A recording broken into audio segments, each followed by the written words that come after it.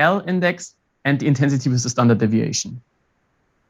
And HKLF5, again, HKL, intensity, standard deviation, and an additional column to which domain it belongs. Yeah? So it makes totally sense. HKLF4 has 5 columns and HKLF5 has 6 columns. Yeah? Good, a bit more on how a twin law works. I just want to go quickly over it because the twinning matrix is often something that confuses people because the word matrix alone scares people, also scared me in the beginning. It's very easy. A twin matrix describes rotation in a very simple way. If you write up here A, B, C, so that's the old ABC vectors, and here that's the new ABC vectors, then you just build the new vectors from the old vectors. So let's say you want to rotate around, let's take this case, the 1, 1, 0 vector, so the bisecting vector between A and B. So what you basically do is you rotate it like this, which means A gets B, B gets A, and C is inverted. And that's exactly what this metric says. The new A is the old B. The new B is the old A, and the new C is the inverted old C. Yeah, so that's a 180-degree rotation around this vector. Pretty simple, actually. Yeah.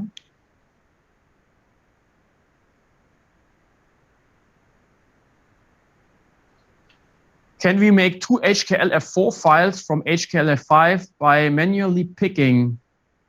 In principle, you could try that. And there are also several tools out there who can help you to dissect an HKLF5 file. But I don't see the point because an HKLF5 file does not only show you, I can go back one slide, it does not only show you to which domain it belongs, it also shows you the overlap. So you see, for example, this line, it belongs to domain -2. What is domain -2? If you look closely, you see that those two lines are identical. Minus means it belongs to domain 2, but overlaps with domain 1. Yeah, so they have the same intensity, and this tells us off it's an overlap. If you would dissect, so put the HKLF5 to pieces, you will lose the overlap information. Yeah. So there's no real way to do that. If you run through TwinUps, which Apex does, it will always create for you an HKLF4 file. That's an artificially detwinned file for solving. And it creates an HKLF5 file for twin refinement. I typically solve from HKLF4 because that's what you have to do. Refine HKLF4 as far as possible. Then I switch over to HKLF5, which includes the twin information. And then I take the better result.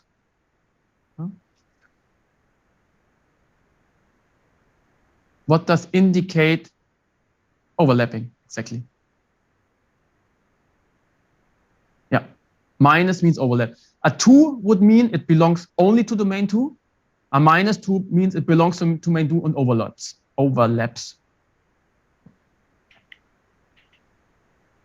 So this I will leave for you. I won't go through this now. And then we will stop here, because now this would be the next slide for modulation. And I would unshare my screen and leave it to you, Kenji, to show your non-merahedral example. Okay? Let me just try to get my mouse back. Okay. Stage is yours, Kenji. Okay. I will share my desktop.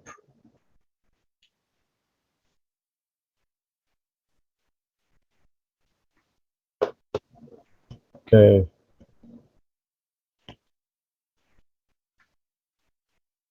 Is my desktop visible? Yes, it is visible. Okay. Yes. Okay. So I will show you the way to process rotational twin data. Okay. I will take sucrose data, twin data.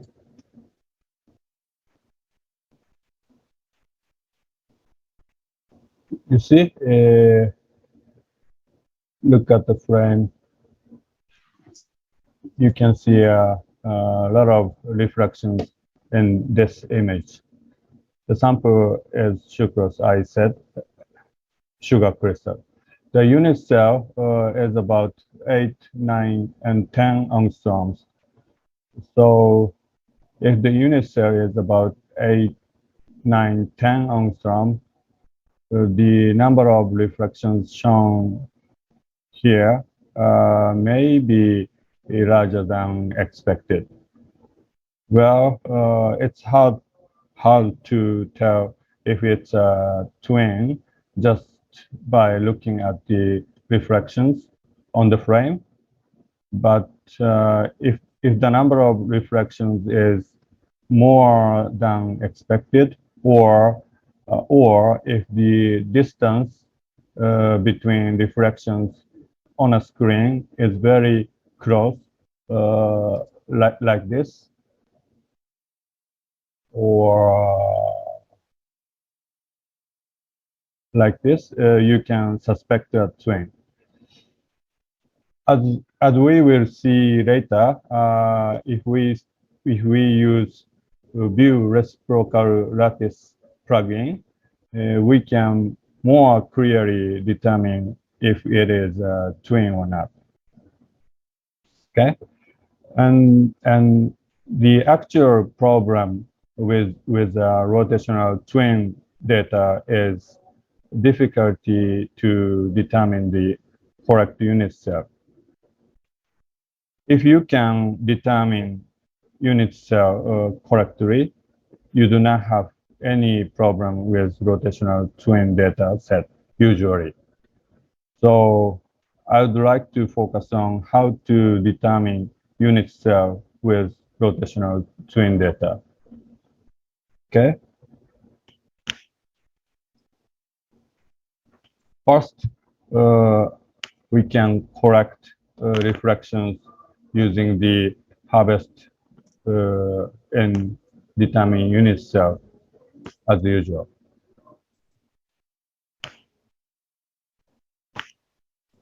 Okay. I take second run because the first run in this data set is fast scan, which should have weak reflections, and the scan width is wider. So I want to take second run here, and I take one single run here and 50 images to take. Then just harvest.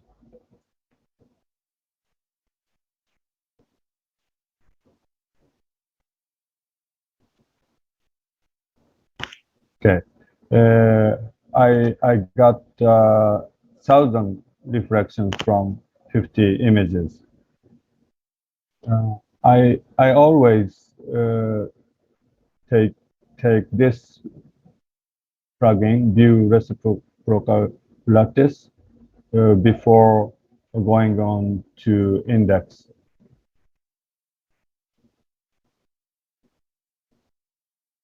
You see, this is the typical rotational twin pattern in a reciprocal space.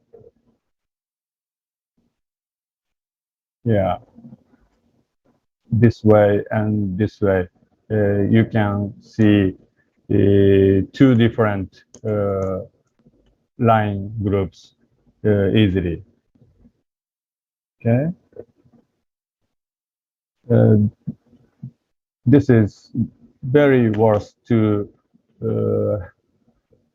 have a glance in a reciprocal space before going to the index.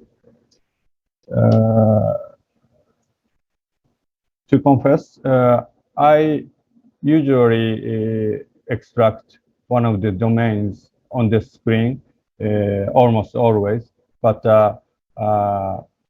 today, I want to show you the automatic indexing by software first.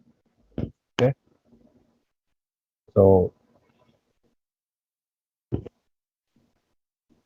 I press index button.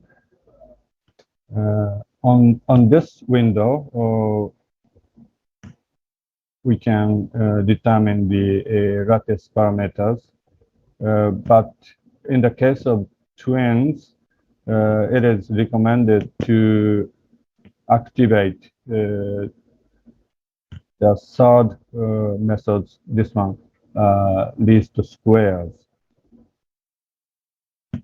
And the specific cell search allows you to limit the range of size of lattice constants for the cell search.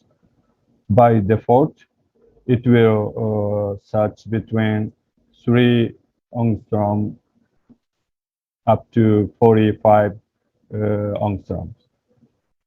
You can also limit the length of A, B, C axis separately. Today, I want to use the default setting.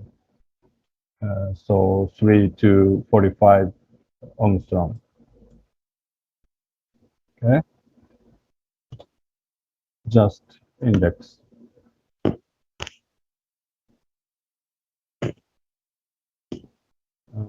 As I activated 3 methods, it will provide 3 answers. The first one, 15, 18, 23 is incorrect, and the second one is also incorrect.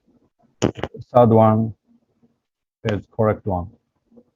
7.8, 8.7, 10.8 angstrom. How did I know if it is the correct lattice constant? The answer is that I had known the correct lattice constant of sucrose. Yeah, but usually when you are working with a data set for the first time, you don't have such information. So it is sometimes quite difficult to figure out if it is correct unit cell only based on the information on the screen. But there are some hints to judge if it is correct or not. One of the hints is this gray bar. You see, the longer this gray bar is, and the closer the number displayed in it is to 100%, the higher the probability is that it is correct lattice constant. But in this case, this gray bar is almost same between second one and third one.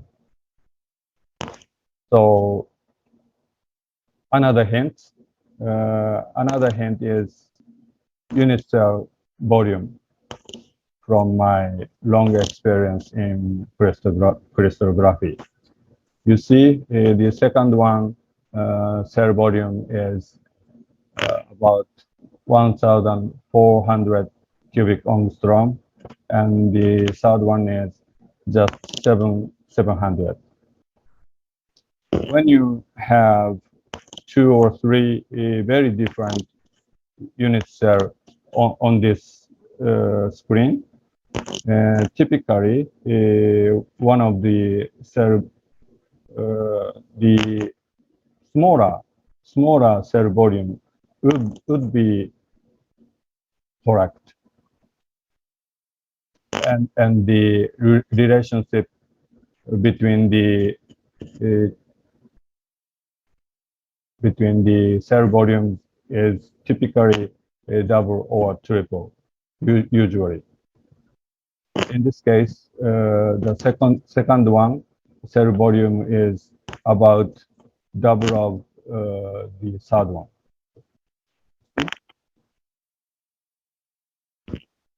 Okay, so I wanna take third one.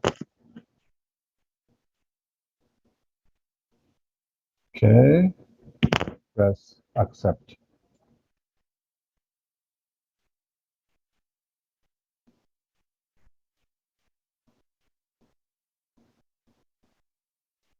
Okay, the final hint, most reliable way to judge if it is correct unit cell or not is using this plugin, view reciprocal space.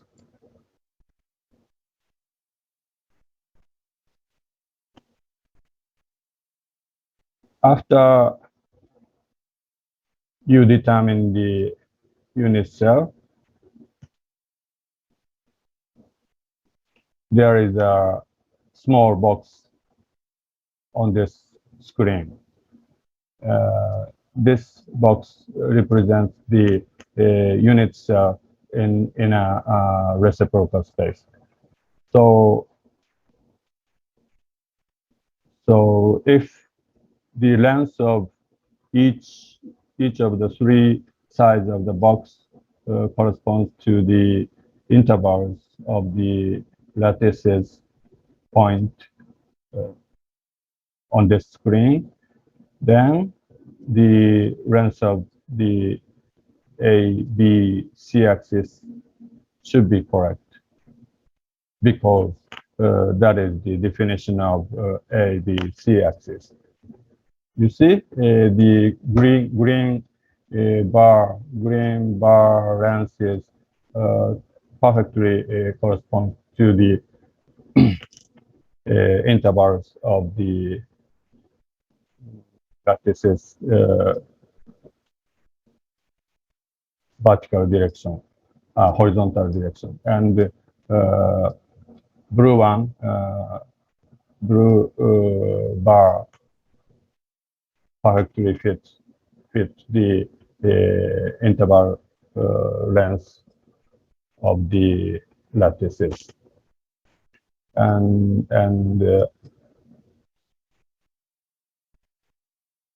red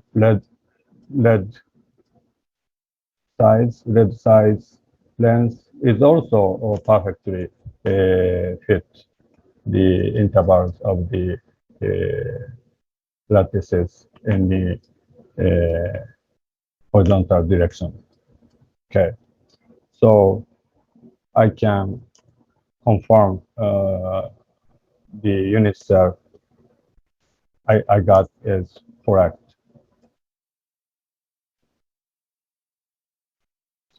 Once you get the correct unit cell constant from the twin dataset, you can proceed to refine and Bravais on the screen. Or you can use the domain function to find the remaining domains. That is the lattice, another lattice constants of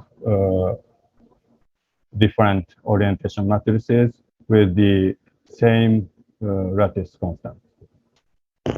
Okay.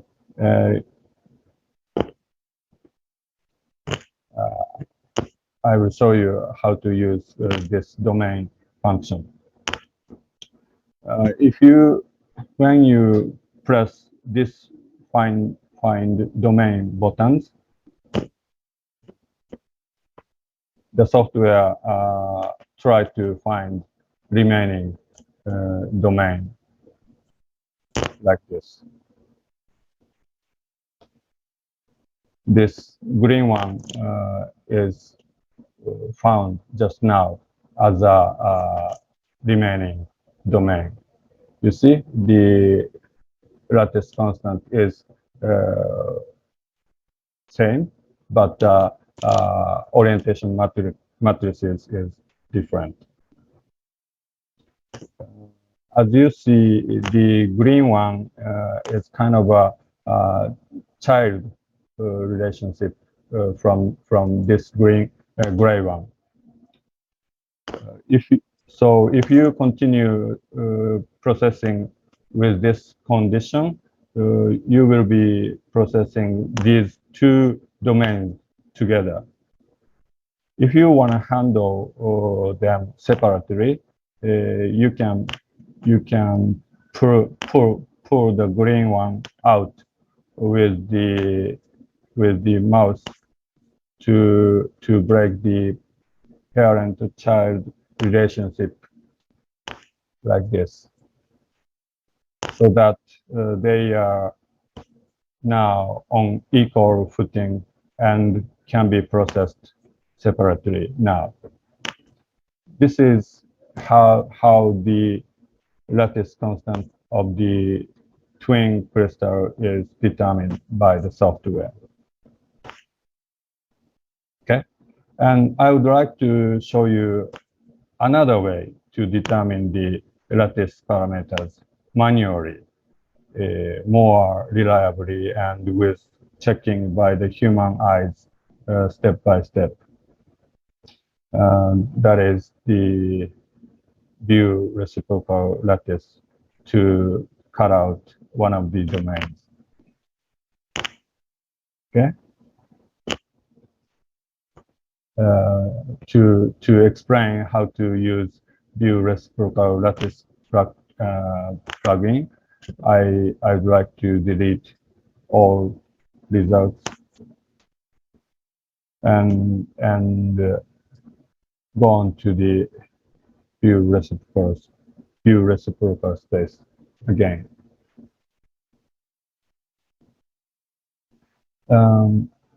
On this screen, I'd like to show you very basic things.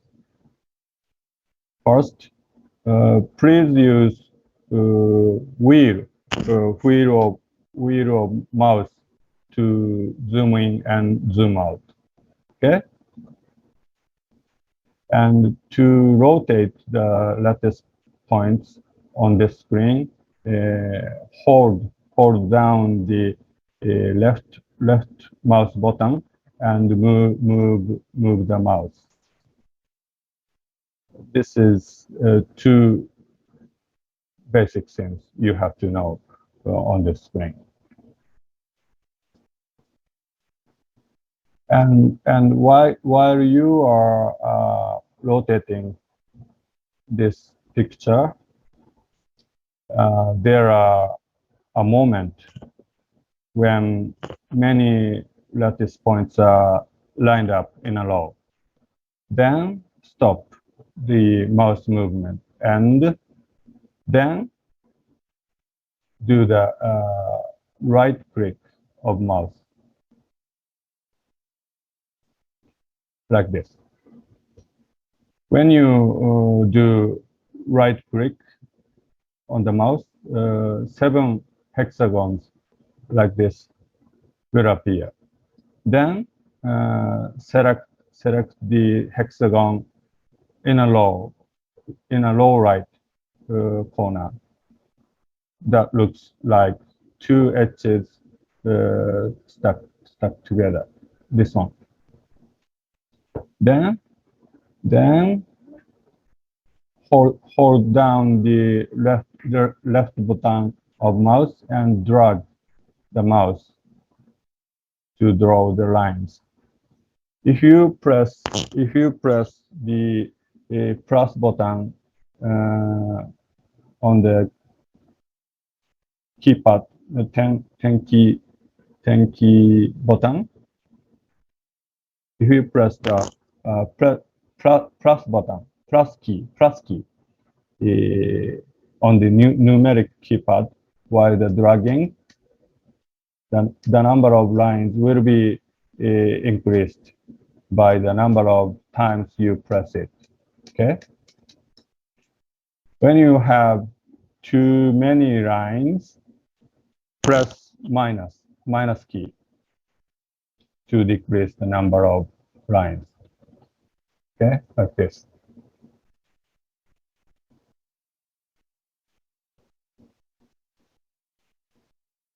If you select, oh,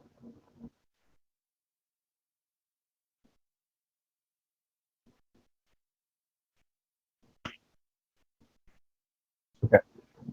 If you select only one of two groups lattice points lined up by the line you set, like this,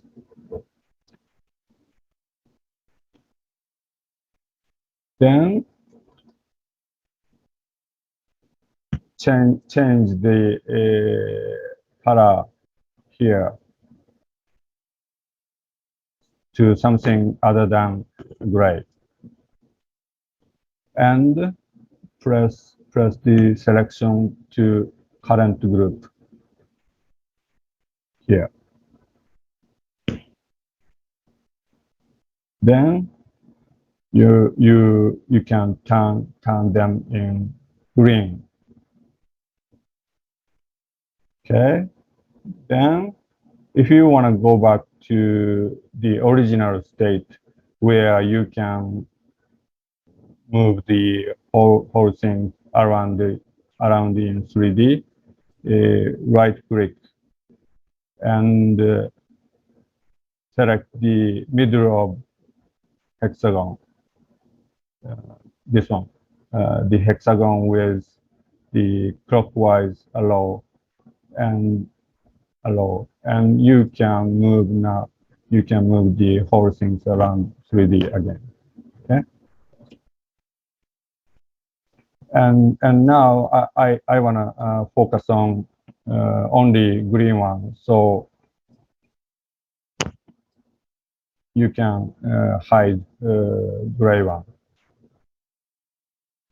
to dismiss this check. Okay. And then we have to do same things from the another direction.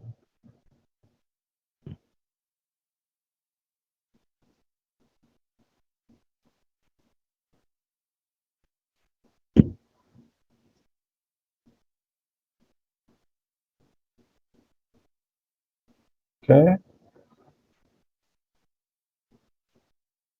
Then usually I always take a trick this moment. Pressing this button, invert selection, you can select lattices out of the lines you set. Then set the current group gray. Then press the this button, select to current group. Okay. Then the green one is almost single domains. If you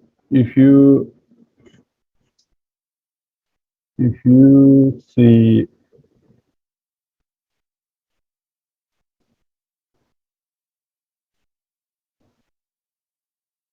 okay, better. Okay, like this.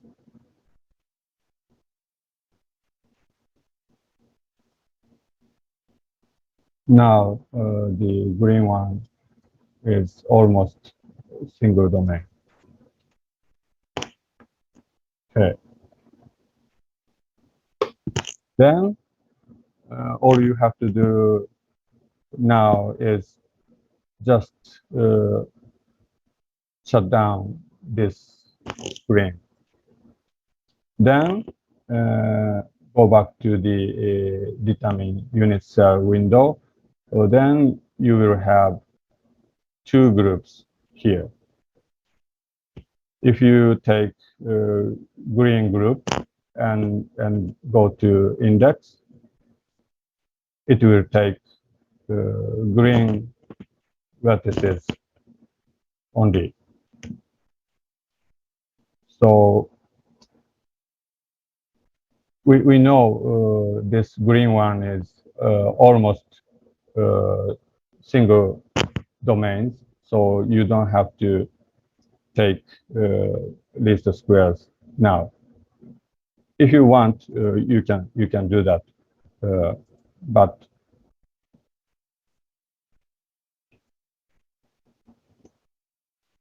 you see the lattices in reciprocal space was edited nicely. So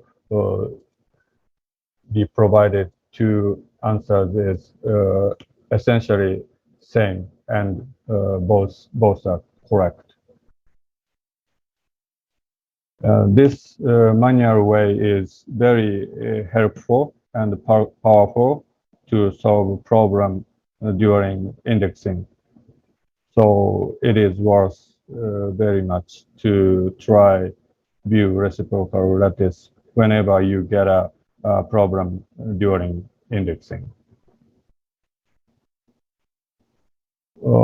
Once the lattice constants are determined correctly, you can process dataset in the usual way, and you will usually get structure data of sufficient quality for publishing, usually.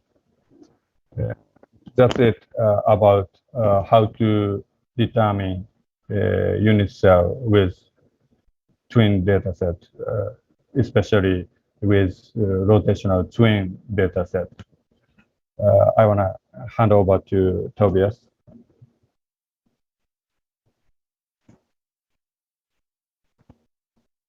So thank you, Kenji. I have not seen any more questions. Are there any more questions regarding this example?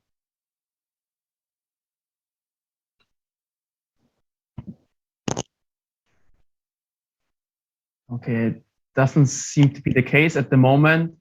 Kenji will now answer the chat, so if you have questions afterwards, you can still, of course, always ask. Let me share my screen, bring up Apex.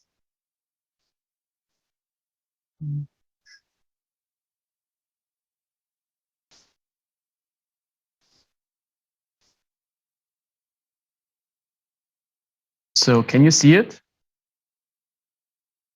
Yes. Okay, perfect.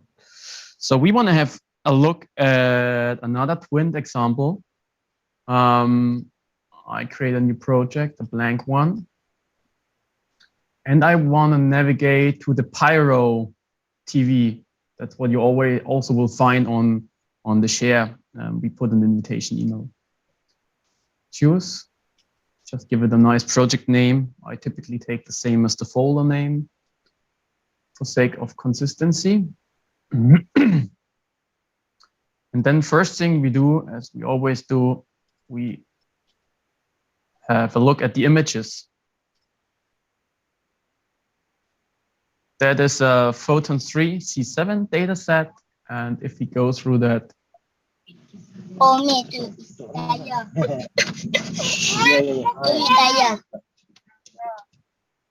that looks quite nice. So first thing we want to do is from the first scan, in this case, I harvest 180 images, just all of them. I just leave all the defaults and just say harvest.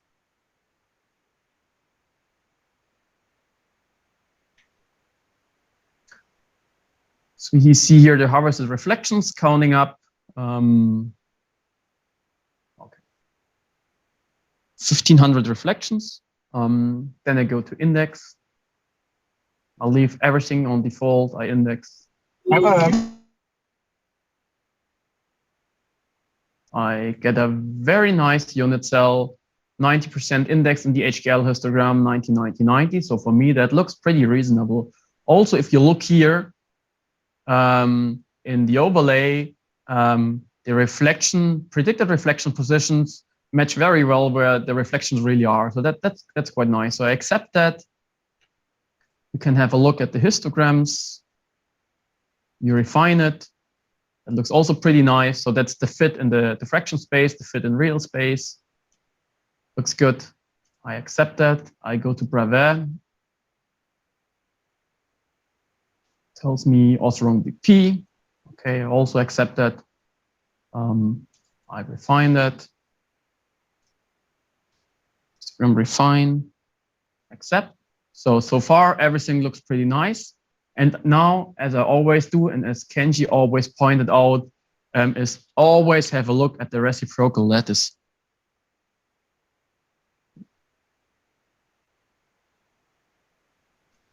So you see here that the reflection point positions in the reciprocal diffraction space.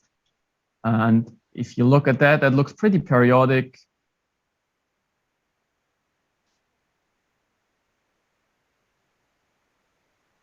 I think I used the wrong example. Give me a second. I think I used the wrong example. Okay, let's go back. I got confused with the names because they all sound so similar. We close this and we create a new one, and it is the pip. Yes, it is the pip. Let me just check again. Yes, it is the pip. Okay. Sorry for that.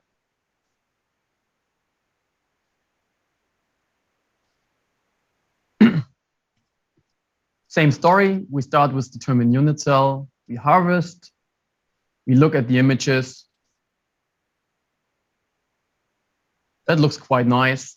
Again, I want to harvest from 180 images. One run and just harvest.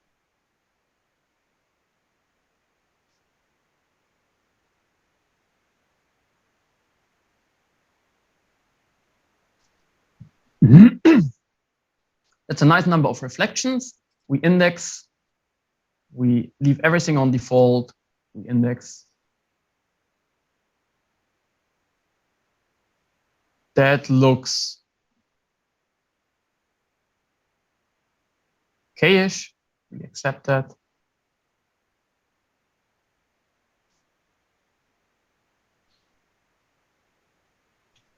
We accept that. And before we go on, I just want to have a look into the reciprocal space. What is going on here? Diffraction point space. First of all, what I always do is I switch the grid off. I zoom in a little bit and just try to rotate and get an impression of what is going on. That looks very nice.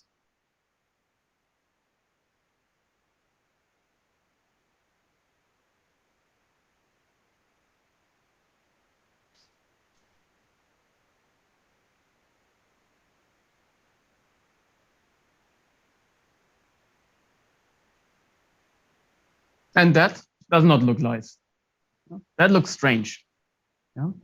Because what you see here is to some extent periodic, but not really. So what I always like to do is I use Shift and the arrow keys to rotate it a little bit, to bring it into a horizontal position. And what you can nicely see here, you have here a very periodic line. Here, it's kind of, yeah, it's still periodic, but it's two reflections, one missing, two reflections, one missing, two reflections, one missing. Here it's periodic again, but it's twice as many as here. Here it's strange again. Yeah. So if you see something like this, you have to, all your alarm bells have to ring, because this cannot be from a single crystal. Yeah. This has to be two crystals. Yeah. So what you can already say here, it is not one crystal, it's two crystals. And you see here a perfect overlap. Here they are splitted, here they are splitted, here they are splitted. And here they're overlapping again. So what you have to do now here is you have to separate them to some extent to get a nice unit cell. Because what you see here already, indexing found something, but that is not really reflecting the periodicity here. This unit cell is trying to get hold of both of those reflections, and that's not what we want. You have now different ways how you can deal with that. The first way would be you use the lattice plane selection again. Kenji showed nicely.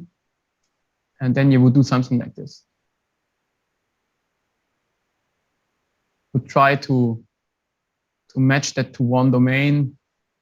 A little bit tricky here for me on this screen because it's so far away.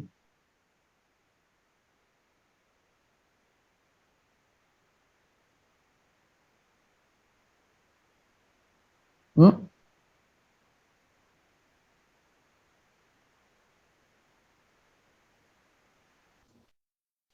Maybe like this. Yeah. Yes. That would be a very nice way to do that. Or to find a starting unit cell, it would be even enough, not to this, it would be enough to just select some of them. So let's clear the selection again with pressing escape. It would be enough to just take this one, zoom in a little bit,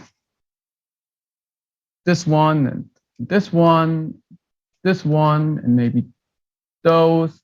And on the other side is, of course, the others, this one, this one, this one. Yeah. Because the goal is here not to get a perfect separation. The goal here is to have enough reflections to get a starting unit cell. Yeah. So you see that would be one line. I can also add maybe that one. The line would go up here. It would be this one and this one. Yeah, just a first selection of reflections. Yeah, and you can try to index from that and then go on. And that's what I want to try now. So we want, what do we want to do? I want to invert and put all the other reflections to the green group, selection to the current group. So then only the ones I selected are in the first group, the other ones are in the other group. And we just try to index from what I just picked. Yeah. We click, so I delete this initial cell, we say index, index. And you see I get almost perfect match. And that's the smaller cell. It even gets a higher score. It also fits nicely to the reflections here. 587, that's actually the right cell. It's a monoclinic cell that looks good. This cell is larger, but without any benefits. It puts circles where there are no reflections. So this one would be the better one. And well, you can refine it and accept it and do the Bravais. And we just want to check now what I did, whether it find a nice, whether the unit cell is reasonable. And you see, that is now the unit cell it found. And this really describes only one of those pairs. Here it nicely shows the periodicity, and here it fits nicely. And now I switch on the grid. Where is it? Show grid. And you nicely see what the twinning is, how this describes the first domain. Yeah, so if we have a very good initial unit cell already, we can also have a look in the other directions with F2, F3, F1, and also there it fits nicely. The other missing ones here will belong to the second domain. So we have a very nice cell already. And I want to make my life as easy as possible. So what I want to do now is I click this green group again and say ungroup. So I throw all of them back into the first group again. And now I let Apex do the indexing of the second unit cell. So I click on domains. This is the initial unit cell. And I just say find domains, and it will automatically look for the second orientation. Yeah. It found a second one. You see the overall coverage is 99 or 98%. It's perfect. Yeah. And it's a twin about 180 degrees around the real C vector. And that is something very typical you see for such cases. Yeah. You can accept that. The Bravais type is already defined, so it's monoclinic. You can do one more refine cycle. And if you now look at the frame and display the overlay, you even see which domain belongs to which reflection. Let's just zoom in a little bit and click through it. So you see that's a reflection of the green domain, that's one of the gray domain, green domain. Yeah. Of course, we do not want to go through each image to check that. So we go back into the reciprocal lattice viewer. We have still only the gray group of reflections, but we have now 2 unit cells. And to make the life easier for us, we can tell here the software, please color the reflections, not by group, but by domain. And then you get a nice separation and you clearly see which reflection belongs to the green domain, which reflection belongs to the gray domain. So now it's aligned along the green domain. Now it's aligned along the gray domain. And I always personally check it. So it nicely fits to the gray domain. It nicely fits to the green domain. Yeah, so I have 2 very reasonable unit cells. That's all I need to do. And now I would continue. Of course, you can also do the same thing as Kenji did. Separate the 2 reflections into groups here, index them separately, and put them together later. That would, of course, also work. Yeah. So many ways to do that because there are many different twinning cases out there. Okay. Of course, if you do not recognize the twin, you take the wrong unit cell, you process the data, you cannot solve it. Yeah, because the cell is wrong. And of course, here's overlapped information, here's separate information, so it's inconsistent intensity data. So you will not get anything useful out of this. If you now want to integrate that or further process that, you would click on your reduce data, integrate images. It automatically puts in now this multi-component unit cell to pick the runs. And you integrate, and then it's integrating as a twin. And you see how nicely that integrates. Usually a correlation coefficient that high is a very, very good sign. If you then afterwards go to scaling, it will automatically scale it for twin, and then you solve from the HKLF4 file and you refine from the HKLF5 file, and you get a very nice 5% structure out of it. Yeah, if you do not treat the twin properly, you will not find any solution here. If you treat it properly, you get a very nice structure out of it. For those of you who want to process it themselves, it's a CHNO compound, carbon, nitrogen, oxygen, hydrogen. Yeah, because I have to stop here now because we are running out of time a little bit, and I at least want to spend a little bit on modulated structures. I have another example for twins on my list, which is a pseudo-merohedral twin where you would need a twin law. I would record that and make it available afterwards. Yeah, so that you can have a watch because at the moment we don't have time to go through that. Yeah, just give me 2 weeks because I'm out the next week. I will inform you when the video is available. Okay. I think then, Kenji, if there are no questions I need to answer directly, I would go on and continue with the modulation part. Okay. Yes? Okay. Good. The modulation part. Modulation is a little bit more complicated. So I guess you can see me again on the screen. Modulation is a little bit more complicated. Let's just go to the right point again. Yeah. My colleague prepared a very nice example here. And that's the example of pseudoephedrine. Yeah, you see it was measured at very low temperature over there and at room temperature here. You see at room temperature, the ADPs are a bit bigger. And of course, the thermal movement is higher, so that was expected. At low temperatures, the ADPs are smaller. That's okay. That's also what we expected. But they get anisotropic. They look like little Smarties.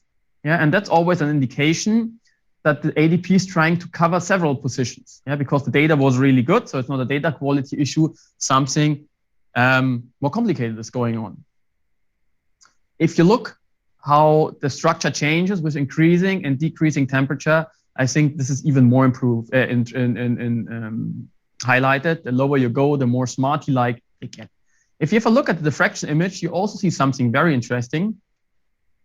At high temperature, you have only a few reflections. The lower you go, the more you get. Yeah, you get additional, here up here, you see additional reflections forming around the reflections you see at 500 at 50 degrees centigrade. Yeah, so you see more reflections, which is also an indication that something temperature dependent is going on. If you have a look at the precession image, again, changing with temperature, you see the exact same, even more pronounced. At low temperature, you have more reflections. At high temperature, they get less. And if you go to low temperature again. And the interesting part is, you see these lines here. They are also at room temperature.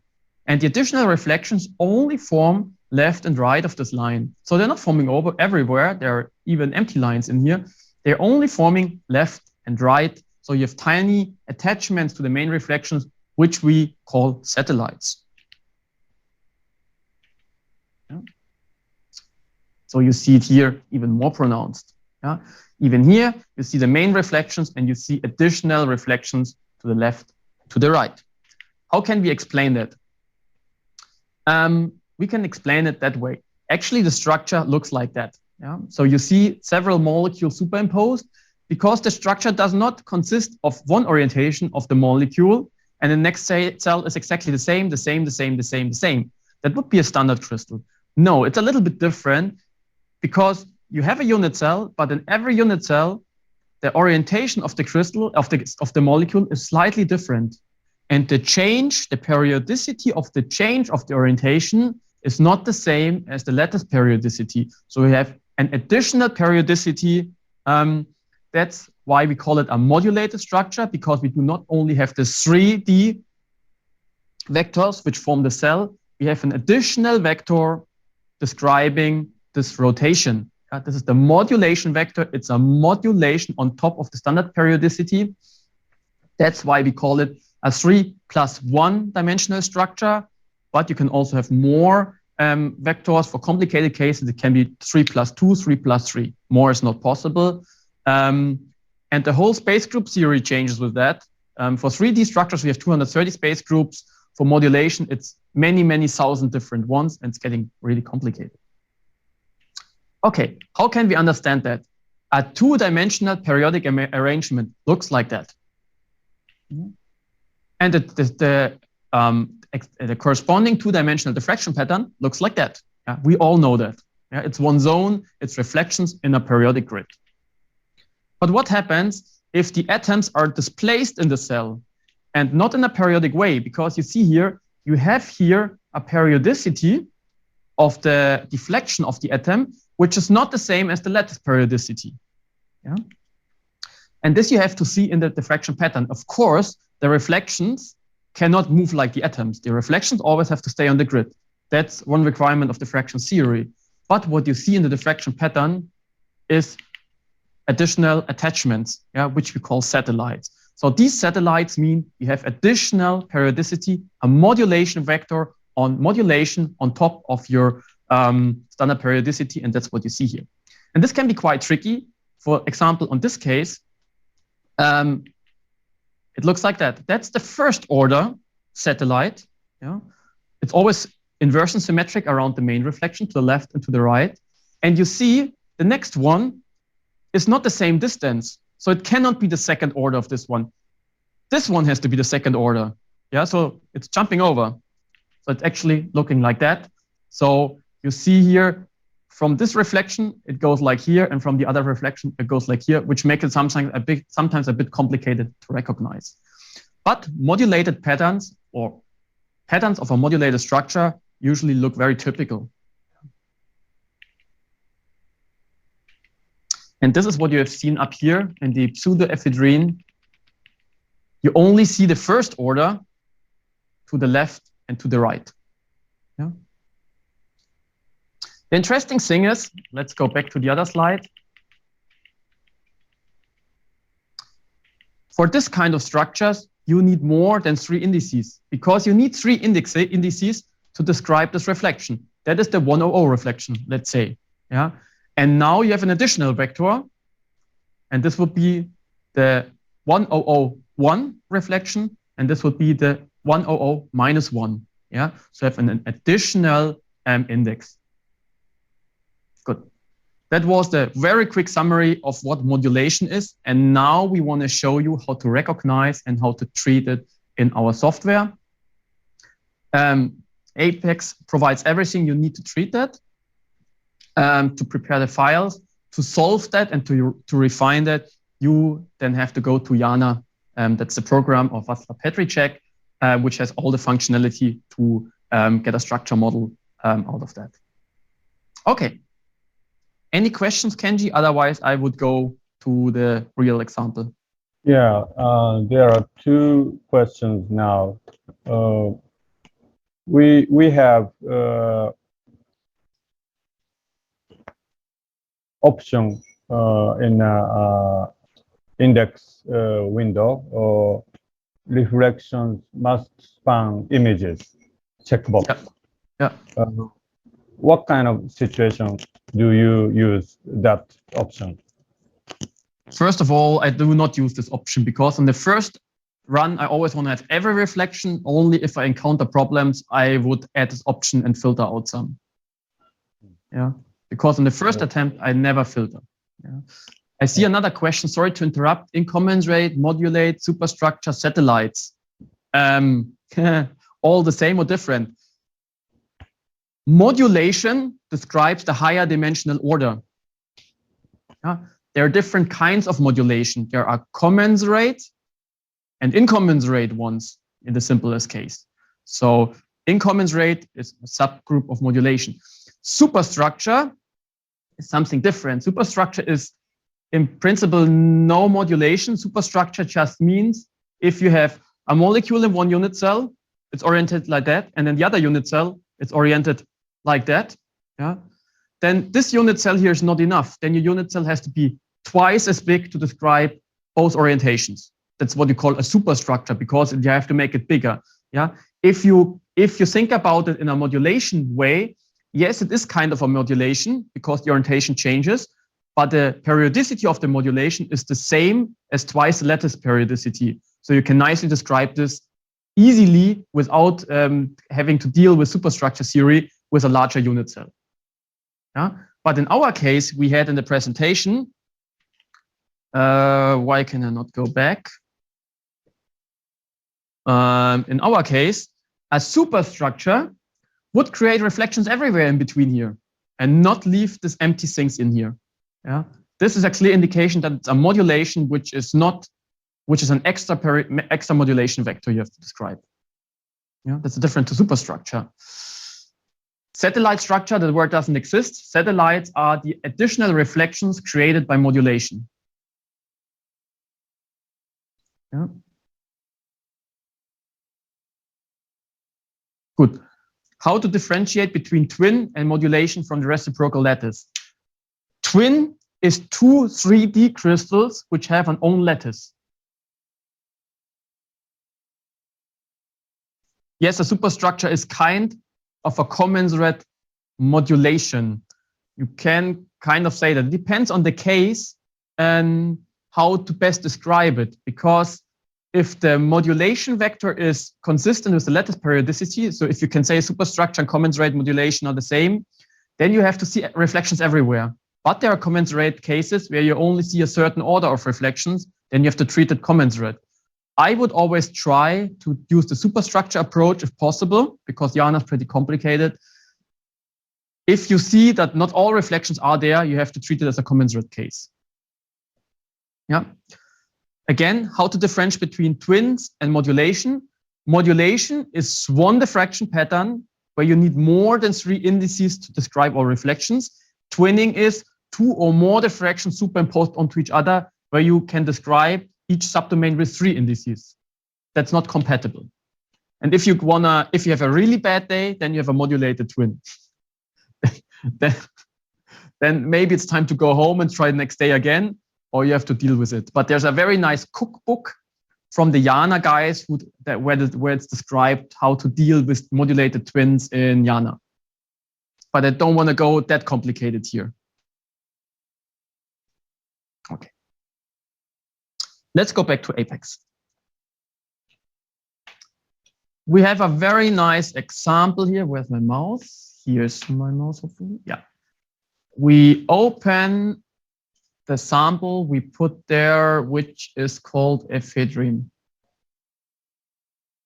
which I don't see here at the moment.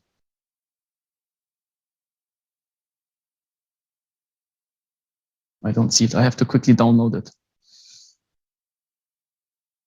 It's not very big.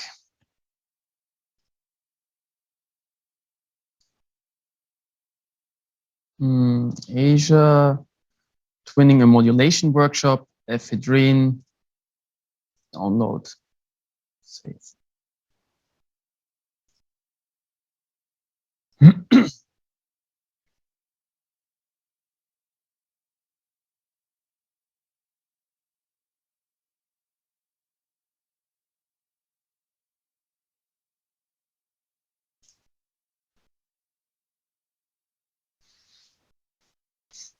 So Apex.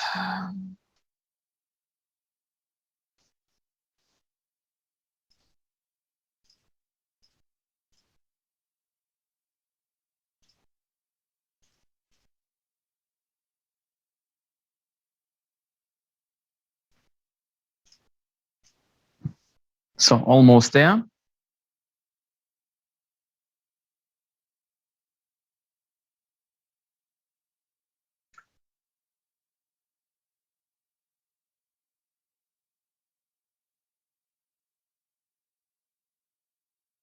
Jana is something which needs a bit more time to explain, but Vasla Petricek and Michael Dusek give very nice workshops in Prague and also in Bayreuth. So if you have to do a lot of work with modulated structures, it may be worth attending one of those workshops, because modulation is something which is very hard to learn alone. So now let's try again whether the ephedrine dataset is here now. Ephedrine. Up. Ephedrine. It's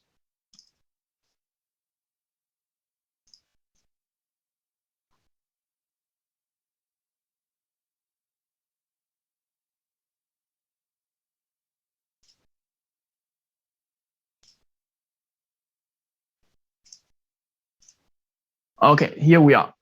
I choose it. I give it a nice project name, copy. So that's now the low temperature data. And if you look through the images, as always,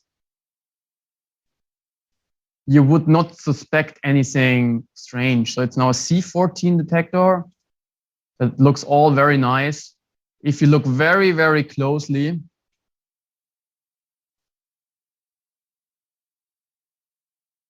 then you would think that there's already some reflections. But when I saw the data the first time, I thought it's a standard single crystal data set. Again, first thing to do is we harvest some reflections. So click on harvest. Let's harvest from all the 180 images from the first run and just say harvest. Gives you a lot of reflections. So Apex is doing a very great job here because it's already doing a very nice background correction, filtering nonsense reflections. So what you get here is really reasonable.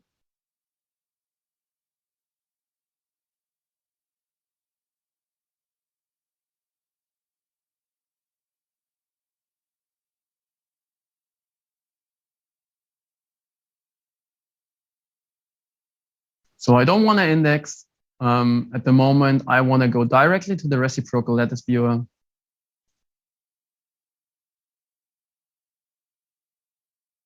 First of all, I switch off the grid because I don't have a cell yet. Already kind of oriented, and if you look through that, that looks pretty nice, but that looks weird. This looks weird. From a standard single crystal, this cannot be, because you see this empty rows, missing reflections. This cannot be a standard crystal. This has to be something more complicated. Again, I use Shift to move that a little bit, so maybe like that. Typically, the satellite reflections are much weaker, and you see it here in the histogram already. Nicely, these groups of three. So you have very strong ones in the middle, and to the left and right, you have weaker ones.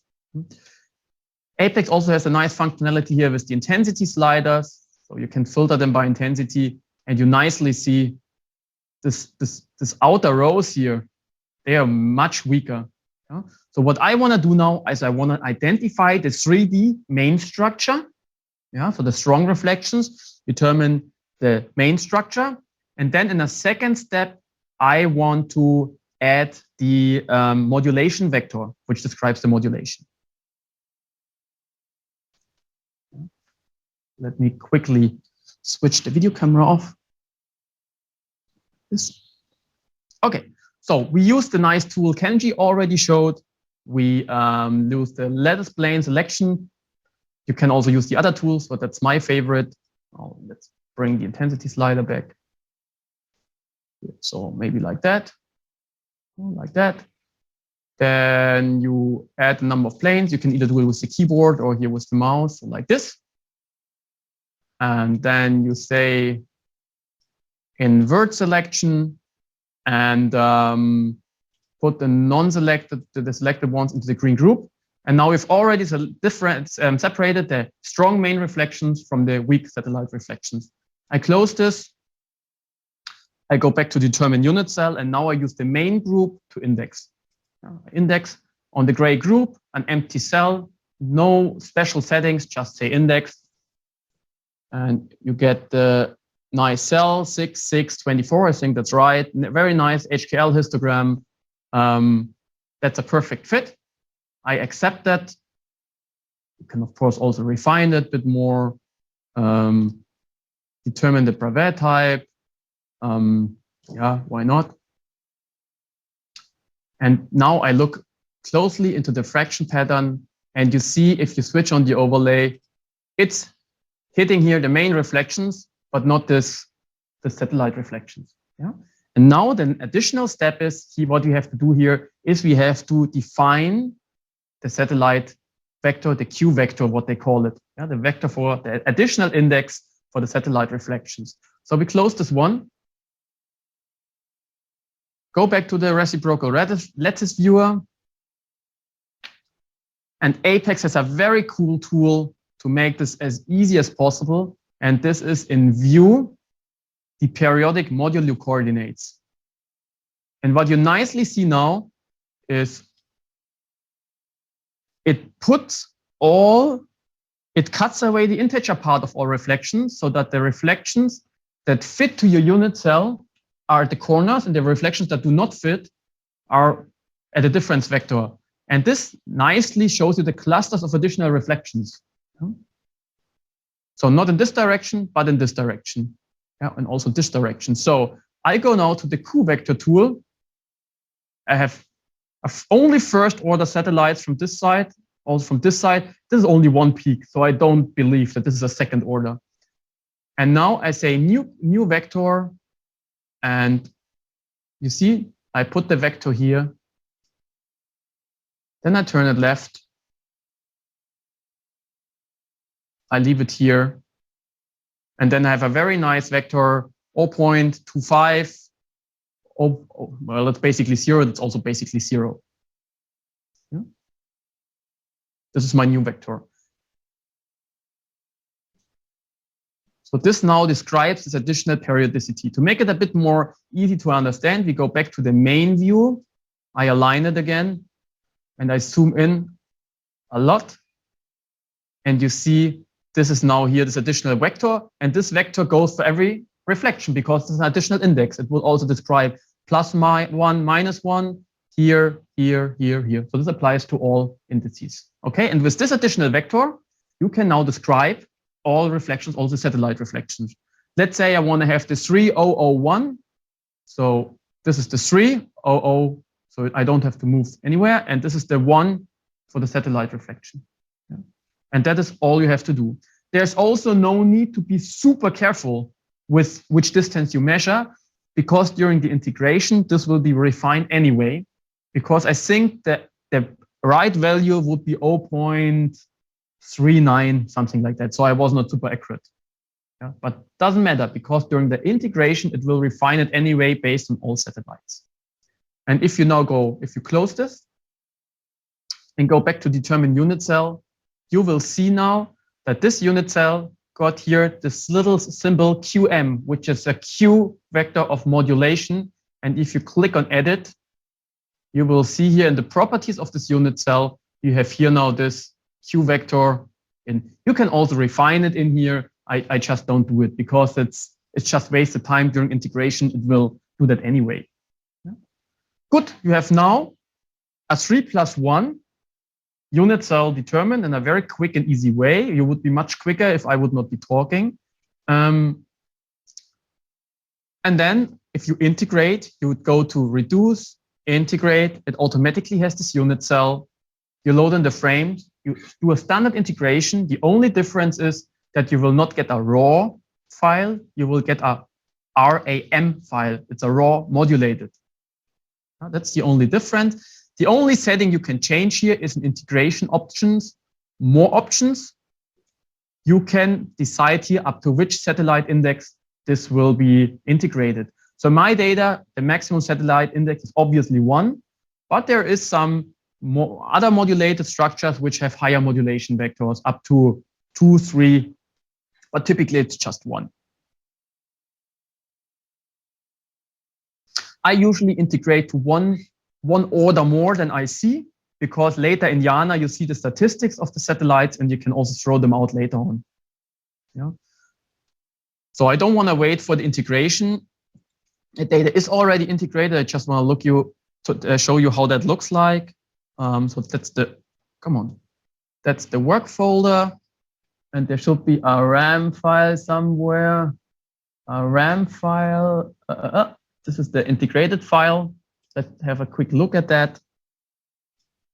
And I just did that before this workshop, and you see it's not just HKL now, it's HKL MNO, because modulation allows you to have, in principle, 3 additional indices. Those 2 are 0 because we only defined 1 vector, which is enough. For example, it's a 3+1 example. And I integrated up to the order of 2. So you see now you have here reflection 003. It's the main reflection, this vector being 0. That's the satellite, second order satellite, and in the other direction. Yeah. And you see the second order satellite, that's complete nonsense. Yeah, I would throw this out because they have no proper intensities. Yeah. And you also see, let's take this one, that this satellite reflections can be pretty strong. Yeah, it's stronger than the main structure reflections. Typically, it's very weak, but the stronger the deflection, the stronger the modulation, the stronger the Q peaks the Q vectors can be. Yeah. Good. Then there's only one pitfall I want to show you. In the further processing of data after the integration, you would now go to scaling. If you scale it with default settings, you will get a standard HKL file without the modulation in, yeah, which is often used for solving. If you go here on advanced setup, you have to set the output file type on HK6, that you do a full correction of the fully modulated thing and keep the additional modulation info. I typically don't want to call it HKL, then I call it HK6. That's just for my overview. Yeah. And if you do that, then you have your fully corrected, modulated information in the HKL file. I can show you again. In the ephedrine folder, there should be an HK6 somewhere. Sort by type. This one. Edit. And you see this is an HKL file with the additional information in. Yeah.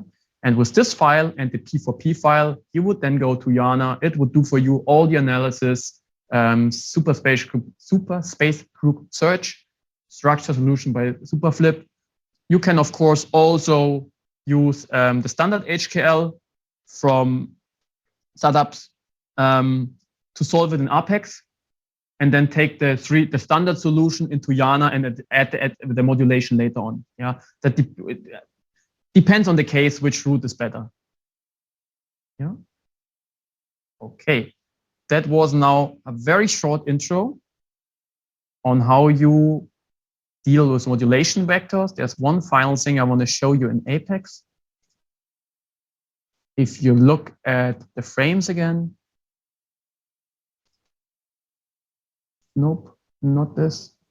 If you look at the frames again, zoom, and you now do a right click, show overlay, then you will see now here the circles describe the main reflections, the squares describe the satellite positions.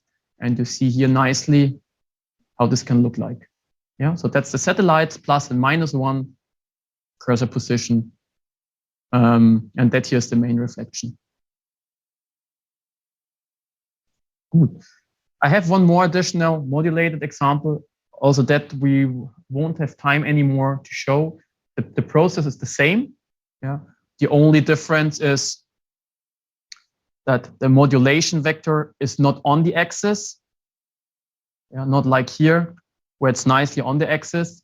In the other example, it's skew. Yeah, like this. But the principle is the same. The only difference is then it won't be a number 0, 0. It would be then two numbers in the 0. It's just the orientation of the Q vector in space. Yeah. So as a final wrap up, to not get you too confused with words, we discussed today. Let me just bring me back on the screen.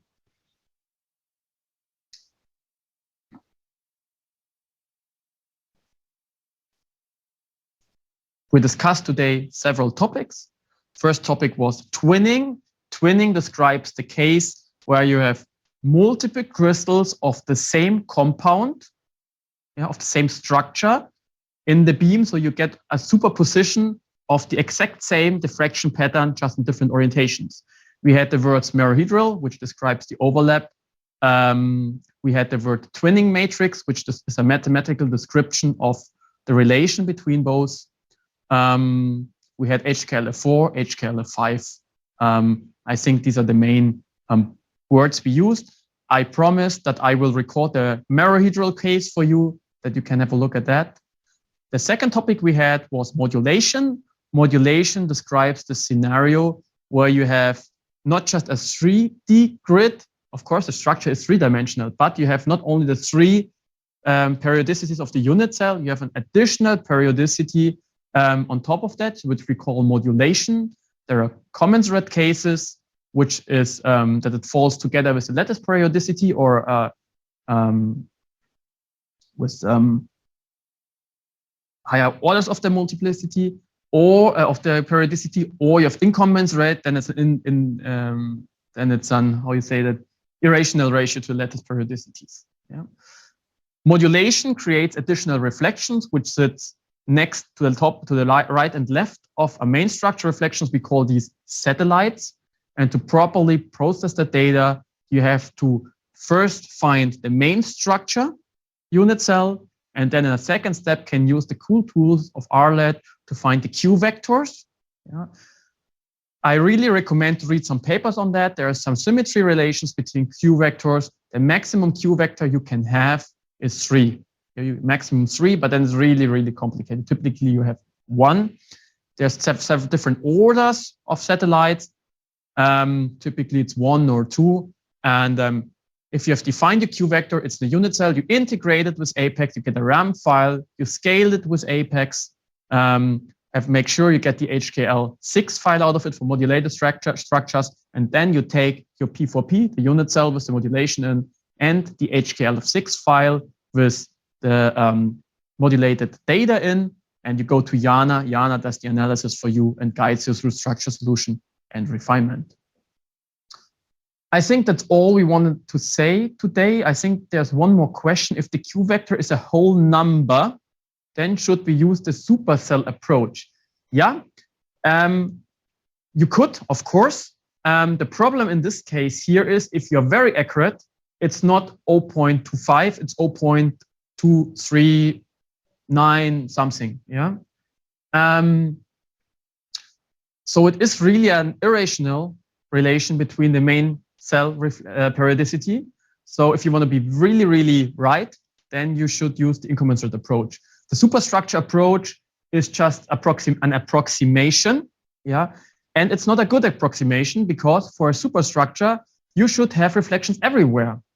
Also, you cannot have gaps in here. So in this case, where you have the gaps, a commensurate approach would be better. So I would treat it as a modulated structure feed it into Jana, and then tell Jana whether you want to treat it as a commensurate or incommensurate case.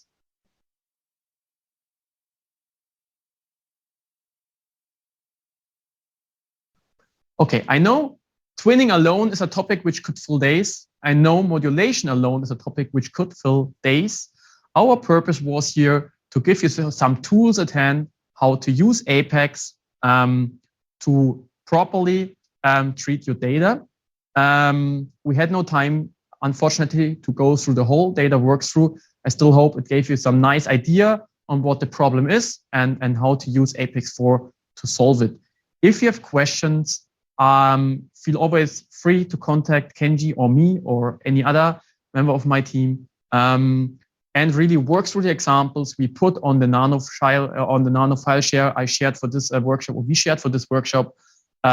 We will leave it open for, I would say, a month or so.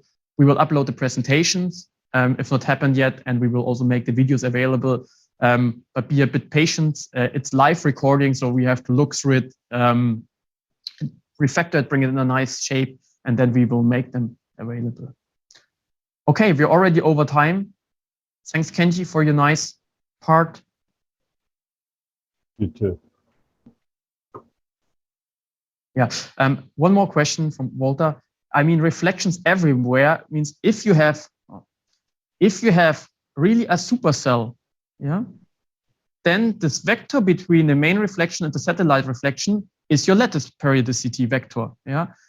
And why should be then in this line here missing reflections? If it is really a superstructure and not modulations, then you cannot have this gap lines in between. You also have to see the same reflection lines here. They cannot be missing. They have to be there. If they're missing as systematic as it is here, yeah, then it has to be treated as a modulated structure. Yeah? The commensurate approach does not allow this. There cannot be missing reflections. Yeah. Because then the Q vector, let's go back here. The Q vector,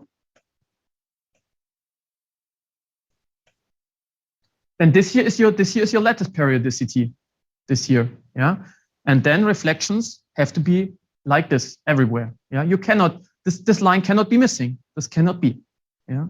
If a line is missing, then you have to treat it as a commensurate case. A superstructure case needs to have reflections at every point where the 3D lattice periodicity points to.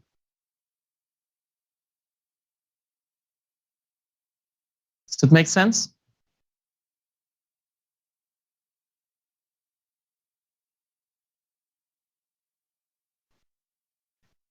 That's great, thanks. Okay, then I think we close the session. Your last chance to ask something. Otherwise, we thank you for your attention. We will repeat this workshop again tomorrow. So it's not a part one, part two thing. It's really a repetition of the same thing, because we want to give everybody the chance to attend. And yeah, maybe we see one or the other of you tomorrow again. And if not, thanks again for your attention, and have fun with the other workshops. Bye-bye.